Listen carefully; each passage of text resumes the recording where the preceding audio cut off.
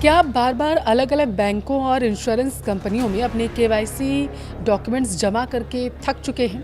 क्या आप ट्रेन का तत्काल टिकट बुक करते समय दलालों की वजह से बेहद परेशान हैं?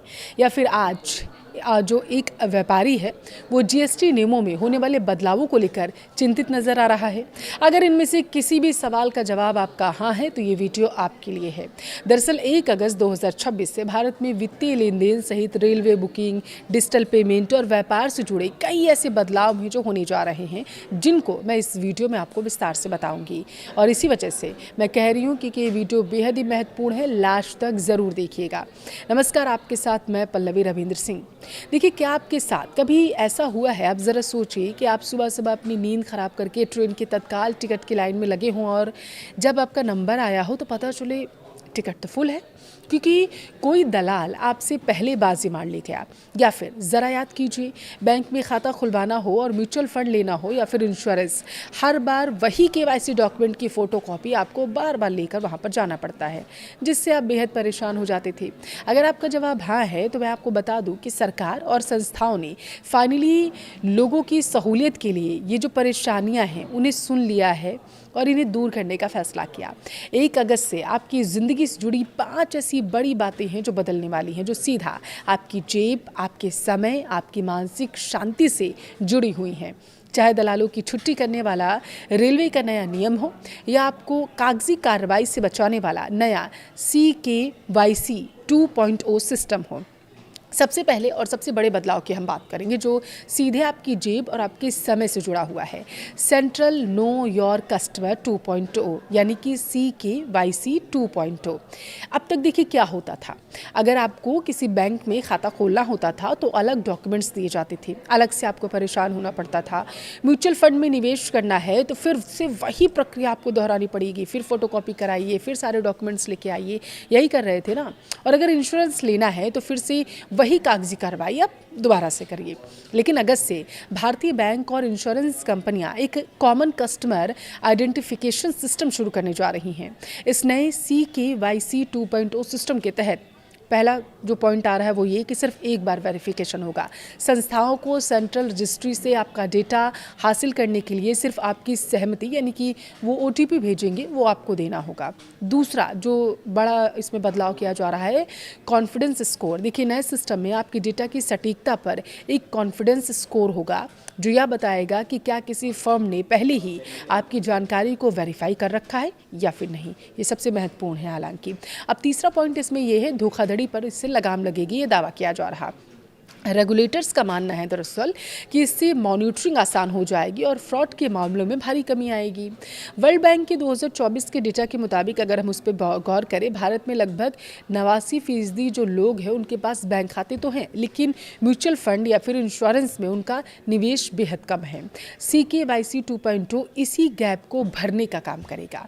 SBI फंड्स मैनेजमेंट के मुताबिक अगर यूनिवर्सल आइडेंटिफिकेशन के बाद ग्राहकों का एक छोटा हिस्सा भी निवेश शुरू कर देता है तो यह इंडस्ट्री के लिए एक बहुत ही बड़ा गेम चेंजर के रूप में साबित हो जाएगा। अब आप सोचिए, सिर्फ SBI के पास 50 करोड़ बैंक खाते हैं। यह बदलाव सिंगापुर और यूरोपीय देशों के डिजिटल आइडेंटिटी फ्रेमवर्क की तर्ज पर किया जा रहा है, जो भारत को एक नई वित्तीय ऊंचाई पर ले जाने का काम करेगा, भारत को विकास के पंख लगाएगा, ये दावा किया जा रहा है। और अब रुक करते हैं व्यापार और उद्योग जगत की तरफ। देखिए, अगर आप एक कारोबारी हैं या ट्रांसपोर्टेशन से जुड़े हैं तो आपके लिए अपडेट जानना बेहद महत्वपूर्ण है। वस्तु एवं सेवा कर नेटवर्क अपनी ई-वे बिल प्रणाली में 2 बड़े तकनीकी बदलाव करने जा रहा था, जिन्हें पहले 15 जून से लागू होना था, लेकिन व्यापारियों की मांग और तकनीकी तैयारियों को देखते हुए अब इसे 1 अगस्त 2026 से लागू किया जा रहा है। ये 2 बड़े बदलाव क्या हैं?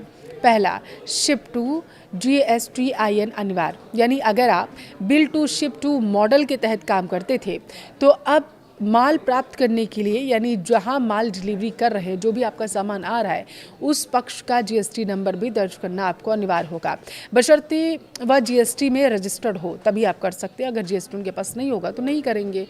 लेकिन अगर आपको फ़ायदा चाहिए तो आपको दूसरी तरफ का भी GST नंबर वहाँ देना होगा। ई-वे बिल बंद करने की सुविधा ये भी महत्वपूर्ण है। देखिए, माल की डिलीवरी पूरी होने के बाद सप्लायर, खरीदार या ट्रांसपोर्टर जो होंगे अपनी स्वेच्छा से ई-वे बिल को क्लोज कर सकेंगे। इस नियम के फ़ायदे क्या होंगे? देखिए, इससे टैक्स चोरी पर लगाम लगेगी, माल की ट्रैकिंग व्यवस्था ज़्यादा पारदर्शी हो जाएगी, व्यापारिक संगठनों को अपना ERP और सॉफ्टवेयर अपडेट करने का जो अतिरिक्त समय मिलेगा वो अब जो मिलता था वो भी ख़त्म हो जाएगा। इसलिए 1 अगस्त से पहले अपने सिस्टम को नए API के अनुकूल आप ज़रूर बना लीजिएगा, वरना आपको नुकसान हो सकता है। अब बात करते हैं आम आदमी की सबसे बड़ी ज़रूरत भारतीय रेलवे की। अचानक यात्रा करने पड़े आपको तो तत्काल टिकट ही एकमात्र आपका सहारा होता है। लेकिन हम सभी जानते हैं, देखिए, कि टिकट काउंटर्स पर दलालों का कैसा राज चलता है। सिर्फ टिकट काउंटर्स पर नहीं, आप आजकल तो ऑनलाइन भी ये फ्रॉड चलने लगा है।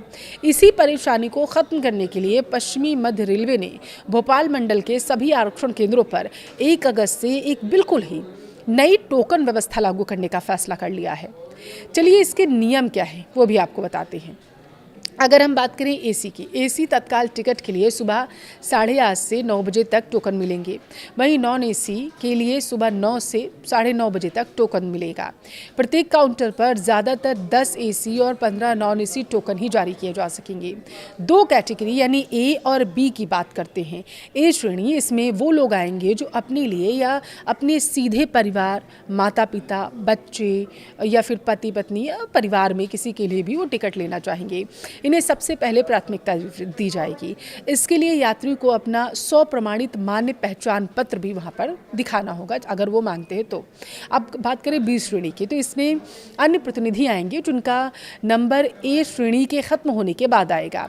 सबसे अच्छी बात देखिए ये है कि यह टोकन नॉन ट्रांसफरेबल होगा, यानी आप इसे ट्रांसफ़र नहीं कर सकते, और इस पर काउंटर नंबर भी दर्ज होगा।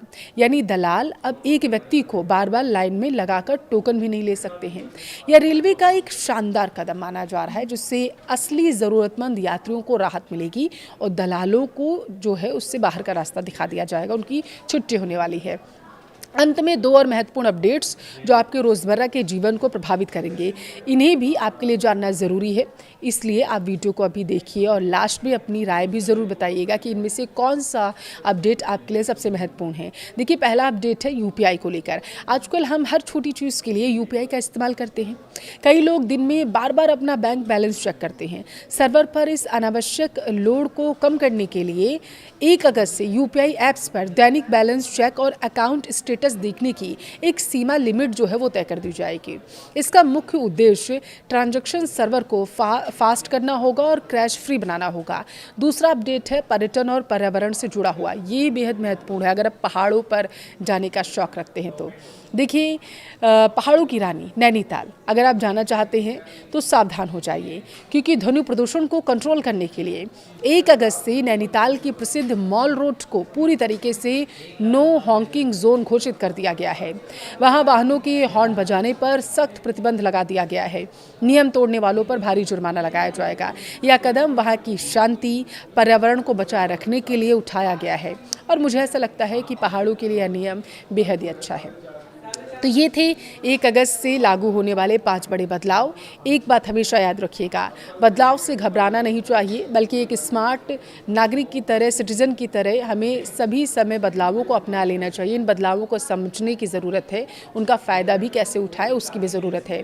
अब आप जानते हैं कि तत्काल टिकट के लिए नई टोकन व्यवस्था आ गई है, तो अगली बार दलालों को पैसे देने के बजाय स्मार्ट तरीके से अपना टिकट बुक करिए।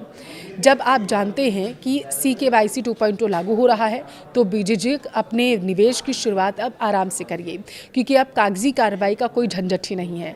अब आपकी बारी है। मुझे कमेंट बॉक्स में ज़रूर बताइएगा कि इन 5 नियमों में से आपको सबसे ज़्यादा किस नियम का इंतज़ार था।